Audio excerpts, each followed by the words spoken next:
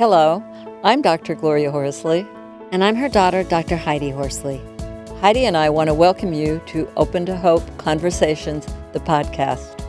We believe that the greatest gift you can give yourself after a loss is hope, using this moment to connect with others who have not only survived but thrived. So let's get started.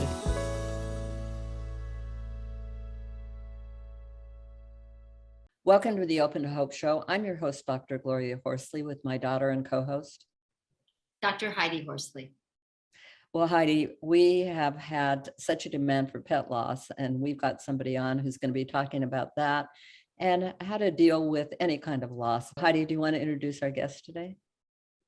Sure. And as you said, Mom, our topic today is a path towards healing after pet loss.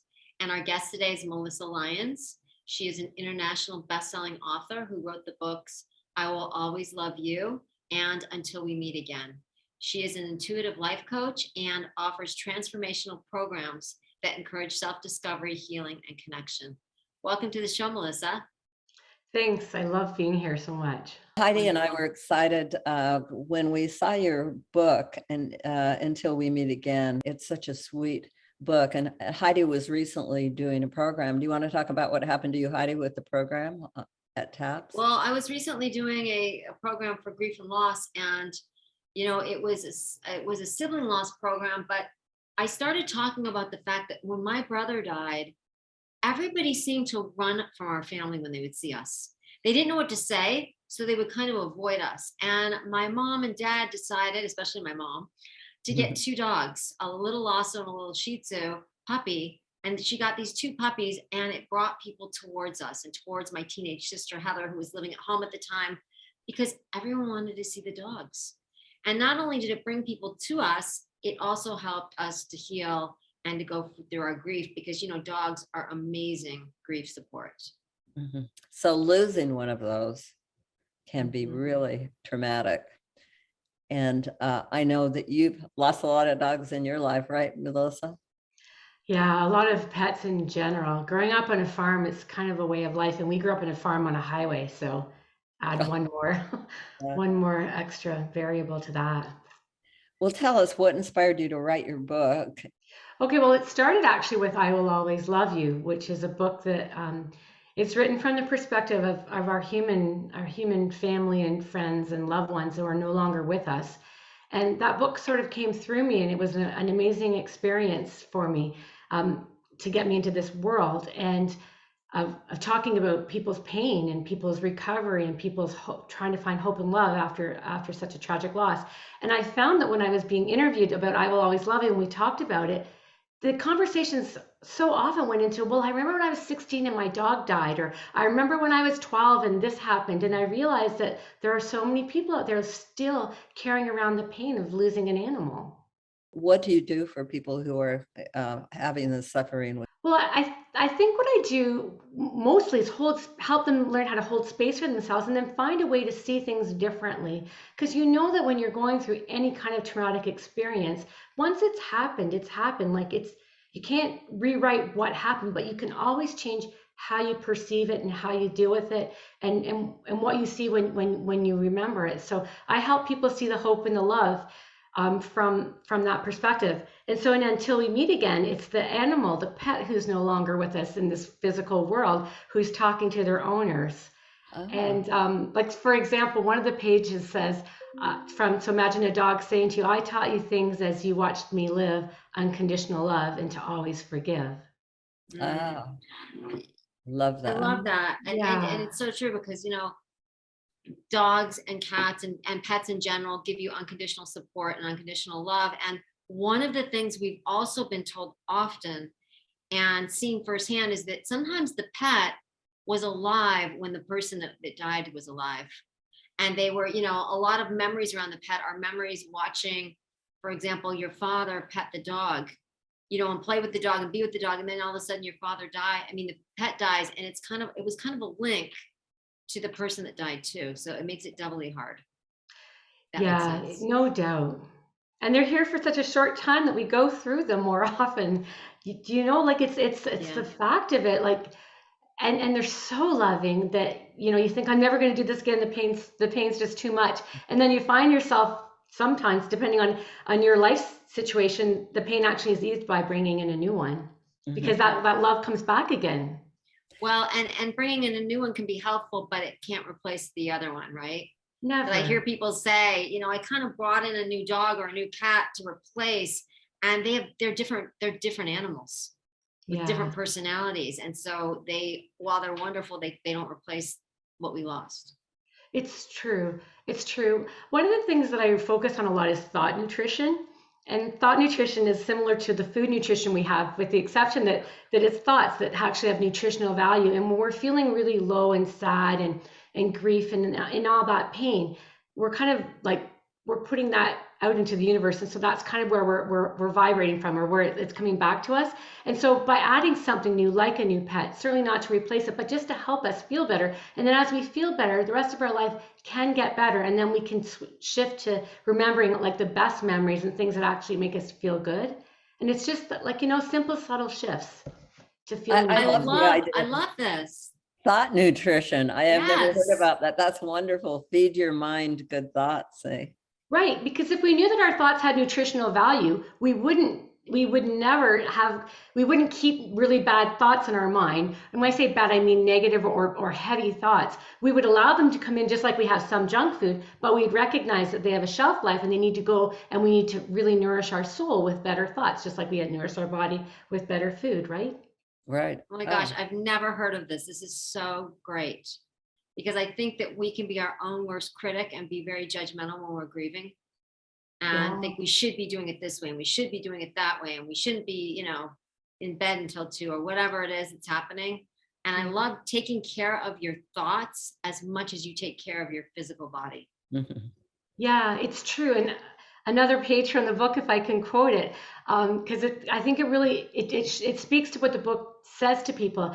It has the animals, and it says, "Allow your mind time to unwind and be free. Be as kind to yourself as you were to me." Oh, that is I sweet. like that. Yeah. Wonderful, wonderful thought. Self-compassion. We Yeah. need it, especially when we're feeling bad. Mhm. Now, if I went on a retreat with you, what would it look like? What would we do? We would spend a lot of time reacquainting ourselves with ourselves and figuring out our whys, and figuring out if the whys that we're living with and for in our lives actually have resonance in our heart.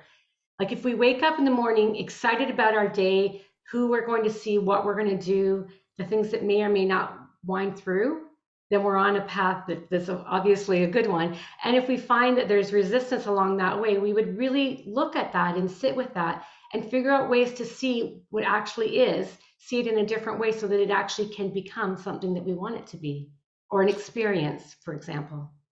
Now, do you do writing, or how do you engage people in this? What kinds of things? Writing is a big part of it, absolutely, and reflection. And I say reflection rather than meditation, although I think that they're completely related. But when I started, so everybody starts somewhere, right? So I started by a deep, slippery slope downward, where I kind of lost all hope. And it wasn't as a result of a death. It wasn't a trauma. It was just complete loss of faith and love and respect for myself as a woman. And I was 47 at the time, and everything in my life was okay. And I wasn't at all okay, because I was living a life that was just so aligned with what everybody thought they were supposed to, or what I thought I was supposed to. And it wasn't aligned with my heart at all. So I really work with people so that they can figure out what it is that might be, like, if there's a gap in how they're living with versus what's actually waiting for them to step into. I like this idea that you were living a life that everyone else wanted you to live, but you weren't living your own authentic life, which is so true in life. We let external voices crowd out our own internal voice, and then we find ourselves on a path we don't want to be on. And then what do you do? Because you've got everything. So how dare you say, I don't want what I have, even though I didn't want to get rid of it. I love my family, my husband, my kids, everything. But I was so uncomfortable with myself and my own skin that nothing felt right. So everything seemed wrong, even though it wasn't wrong. And when I say wrong, I don't mean that word, but the puzzle piece just didn't fit, and I had to stop and start. I Will Always Love You was the first book, and it was a bit of a miracle, so to speak. I took 3 months off when this happened to me, and I sold my business. Everything was good, and I wasn't okay. My husband said to me, and I think I'm 47, we were probably married at the time, over 20 years anyway. He said to me, "Are you ever going to be happy? Are you ever going to be happy?" I said, "I don't know. I don't know. I don't think I could have even described happiness to you. I don't think I even knew what it was. But no one else in the world would have ever guessed it." So then I took 3 months off of everything. My business was sold. He's like, "We have it. It just takes 3 months. Like, you don't have to cook, clean, do groceries, look after us. We'll all take care of ourselves. You just do your thing." So I was going to meditate and journal and read and just really figure things out. And 3 days into it, I felt so guilty that I sabotaged again, because I'm like, who am I to take time for myself when they're all out there slugging it out in the world? So I had to get through that. So the 3 months actually came and went. And at the end of the 3 months, I did all those things that I approached with an MBA mindset, because that was the training I had. And I was so angry at the end of the 3 months, because I did everything I was supposed to do and I didn't have any of the answers. So I was like even worse off, but better off, because, because then the further you go, the clearer it comes on as to what's waiting for you on the other side. Oh, I like the idea that something's waiting for you. 3 months then we agreed. Then I took on consulting little roles, but I didn't commit to anything because I still didn't know who I was. I'd really lost who I was. I wasn't a business owner anymore. I was a mom, I was a wife, all those things, but I had no idea who I was. So I realized if I didn't know myself, no one knew me. So that's where I started. Right. And so the 3 months turned into 30, and I was literally journaling therapeutically in my journal one day. And this is me, not creative. I was sitting and I was like, beach, sand, tree, water, tea, coffee, person, desk, table, just writing words. And then all of a sudden I looked down, and all of I Will Always Love You is written in my book.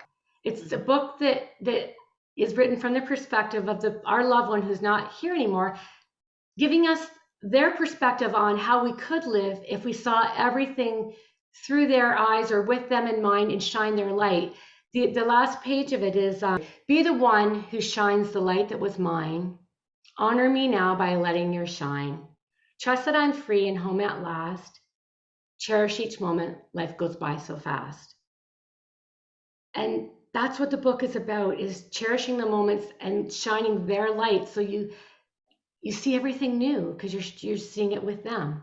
For people out there that are not happy right now, they're listening, they're watching this, they're really struggling. What advice would you give them? Slow down and understand that there's no rush. The harder you try, the longer it's going to take with whatever you're doing. And if you just realize that we're never really alone, and we are so guided, supported, and loved, whatever your belief system, wherever it falls, it's the same story. You're guided, supported, and loved. And when you feel that way, everything just feels lighter and easier, and it doesn't make it hurt less, but it hurts differently. It hurts like there's meaning for the pain versus just pain for the pain. Tell people where they can get your books. They're available hard copy in the bookstores and through Amazon, but on YouTube I have a full reading of both books with all of the pictures, and so you can have the experience. So if you or someone you know is looking for some kind of change in perspective and some hope and light after losing someone that you love, then yeah, I would recommend going. You can link to them from my website. So Melissa, MELISSA hyphen or dash Lyons, LYONS.com. Well, thank you, Melissa, and for those that are joining us today. Thanks, Melissa, and thank you for sharing your own journey with us and letting us know that it is possible to find joy and hope and your purpose again. And thanks everybody for joining us on this show today. And Heidi and I always want to remind you that if you've lost hope, please lean on ours until you find your own, and God bless. I'm Dr. Heidi Horsley. You have been listening to Open to Hope, the podcast. You can follow Open to Hope on Facebook, Instagram, and Twitter. To learn more, visit us at opentohope.com and go to Apple Podcasts to subscribe. I'm Dr. Gloria Horsley. Join us again next week for another Open to Hope conversation, where we invite you to lean on our hope until you find your own.